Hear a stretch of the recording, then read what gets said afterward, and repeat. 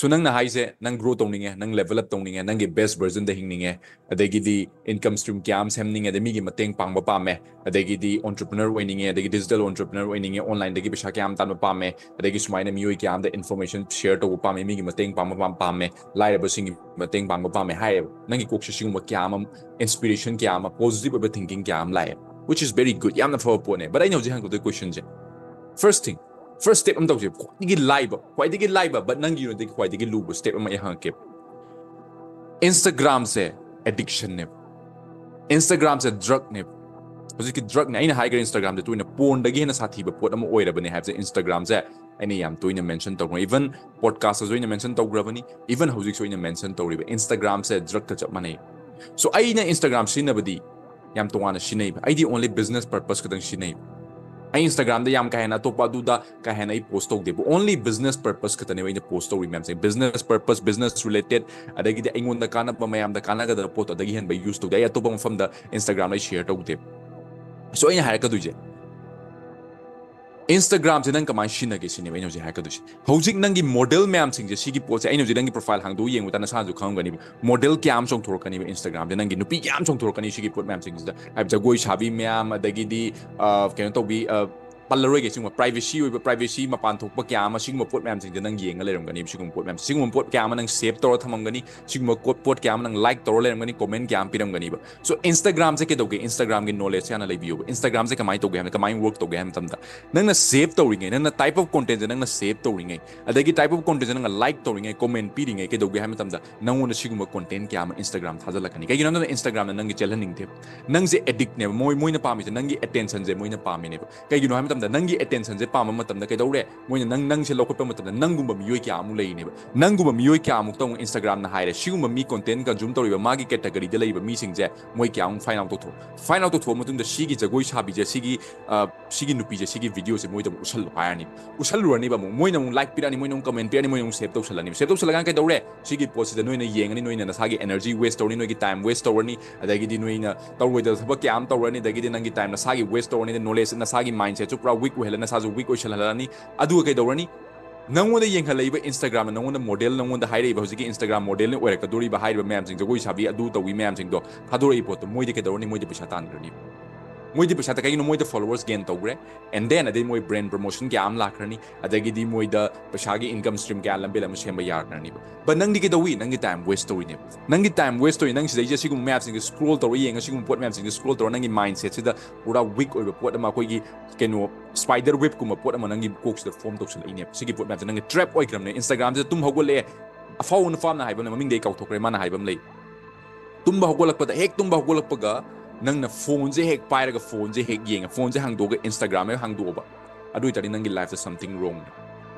na sana hang jo sigi pot se aina su khalle ba yam ti chumba wa hai ne khalle so na sana ju hang jo sigi pot se tumba e hogolak pa ga nang na quite important we pot se na sagi habits and na sagi activities sana focus to bra adagi pray to the focus to bra adagi na san to the thabak kya mayam sing da ising thak the focus to bra na sagi diet the focus to bra exercise the focus to bra haiba pot du tum hogolak dum phamung dum ta la ga Instagram scroll to lai bra haiba pot se na sana hang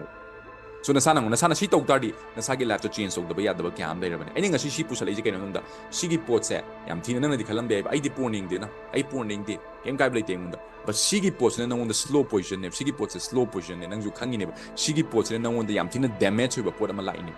damage ba pot na kaino damage je ma de pesa tan gre ma moi dei fatte ha ba kem lai te moi ju moi gi thabak tok jeni moi apa ma tok jeni ai gi business ate but aigi business ti kaino namda mayam grow to hon basine ba grow to hon basi kaino namda ai samang su sigi pot struggle to line but objecti aigi Instagram je hang do the only business purpose khak le aigi fit se yeng the business ki mi motivation adagi di business ideas adagi quotes fajaba adagi di afo mi sing adung khak le ram gani kaino namda adung ma pot ai consume to we adung pot ai save to we ai sing ma jugo cha da mayam sing ai ngon the energy manga da ai ngon time waste to gu da pot mayam sing ai save to de kaino namda season aigi mind yam tina negative oi pot am pi kaino namda ai time waste to ni yam tina time waste to ni sigi pot scroll to lai game tamda kaino namda the human being ne khu to the pull to gu ni pull to gi tamda attention je pull to gi tamda sagi Instagram na pami be attention da moi da pi khrab ne adu attention do ai sell to thokram ne moi adu attention sell to gi namda ke dawi ai gi time waste to ni ai som da grow to have the grow to na te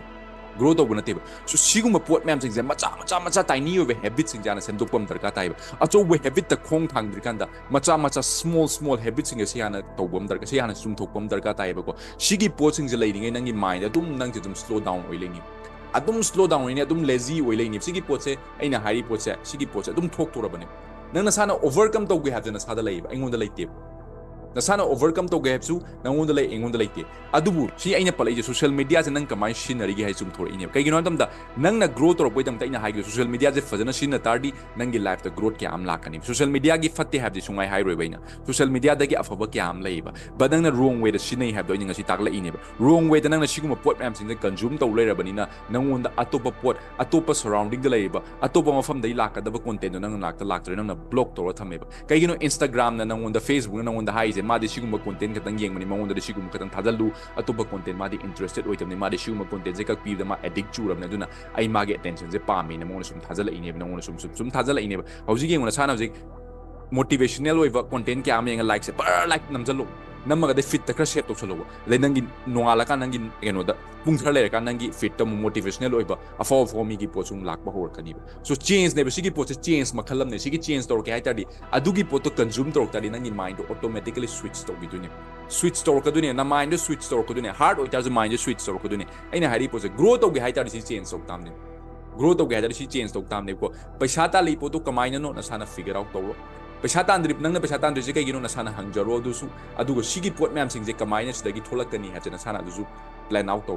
कइगिनो हम तमदा नसाना थोक्त्रिङै नसाना सिगी action जे लौद्रिङै it is not going to happen अदुम Instagram दे दुम रिपीटेडली नंगी इंस्टाग्राम लेबो दुम लैनी सो नंग जुदुम अदुगे अटेंशन दुम चंगले अदुगे अटेंशन नंग ट्रैप ओय अदु मै दुम चप्पा लैने अदु सिगुम पोट से हम द फैक्टर ने अचो फैक्टर ने को सी जे कइनो मचा पोती मचा ने नंग हाइक पेबा अस अदु अदु लाइबो दुम लाय दि नंग होजिक तो लाय दे होजिक अदुगी पोतो हाना क्लास 10 का बोइसन क्लास 12 का बोइसन क्लास 11 का बोइसन नसी नंग हम द इंस्टाग्राम केनो सिंग जे मॉडल सिंग हम द अनफॉलो तो थु आई के अकाउंट चंगबे यम आई अकाउंट अनि लै अमना अमदे देक्टिवेट तौर थमे होजिक डीपर विद डेनिल मैं आम दाइगी केनो बिजनेस की नॉलेज दगी मोटिवेशनल ओइबा क्या आम शेयर तो पोत सिदै जाई का आम ता फॉलो तो एक्सेप्ट आई अकाउंट मगा आई ब्रांड अदगी आई सागी अकाउंट आई फॉलो तो मियोय क्या आम खंगनी आई सिदै जा इंस्टा मॉडल हम ता फॉलो तो दे ओनली एक्सेप्ट आई खंगना आई फ्रेंड ओइबा अदगी दी केनो ओइबा फैमिली मेंबर ओइ मी खतने मैना फॉलो तो कइगिनो न आई दुगी मतम लेते आई अदु मैम सिंदु येंग कंज्यूम तौ लेगदम नतेबा को हाबदी मोइसु मोइ खंगिने मोइ खंगेबा पोचे मार्केटिंग कमाई तौने मोइ फजन खंगे मोइ याम ची स्मार्ट ओइबा कांगबुदे मोइ मार्केटिंग कमाई तौनी सिगुम पोचे आइने सुमाइना तौसलगा सुमाइना जगोइ सजलगा सुमाइना निक्सलगा सुमाइ तौ मतमदा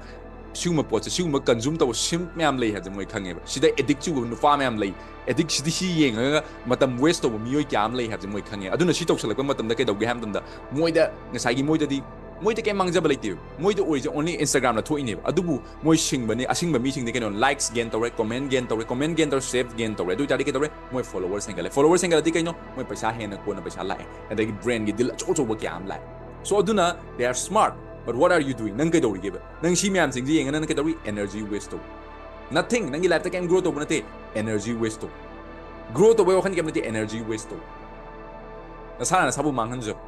नसाना साबु मांगहनजो पोत सिनि सि पोत सि याम फत्तबा माइंड ने सिगी पोत को याम फत्तबा माइंड है नंग आइसोलेट ओइरेगा सिगुम पोत से कंटेंट तौरगा सिगुम पोत से येंगा लेबा पोन सिगी पोत नंगी रिलेशनशिप तसु इफेक्ट ओइरतुन रिलेशनशिप अइना हाइजो से मेन नमो इतारदी अइना हाइजो से याम थिना लॉयल ओइबा याम थिना स्ट्रांग ओइबा सिगुम पोत दगी गेट रिट तौर नबो याम थिना गेट रिट तौर नबो को अइना हाइजो से अवाबा थबक नते सिगी पोत सि पोत से ngam ko matam na sala challenge sama laina na sada avoid to ngam ka doine aina haiju jinga se aduna nana ta singa nangi life ta grow tauge change toroke adagi di life se upgrade toroke hai tardi first step se ngasi ap ge first step se ina hari poja adu metum da ko na to habit se ko na lakse na sana ngasi instagram model map se ta unfollow to thu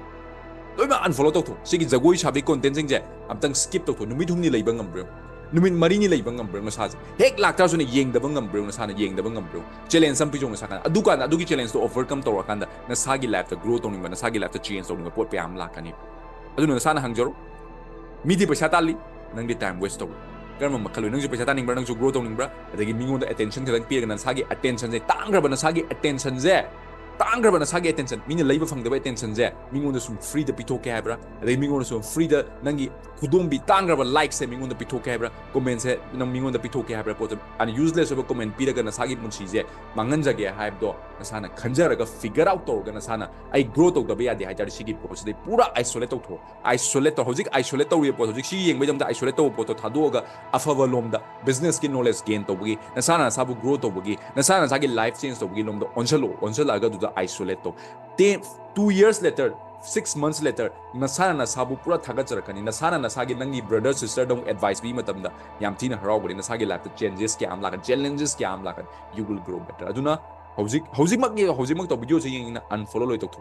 ngamda di challenge nang ngamni nang grow tong ni ha ta hojik life ta ina hairi process nasana unfollow loi tok numit kya ni nang leiba ngamniyo numit kya ni nang nasana sa challenge tong adu ka nang grow to ngam challenge to nasana sa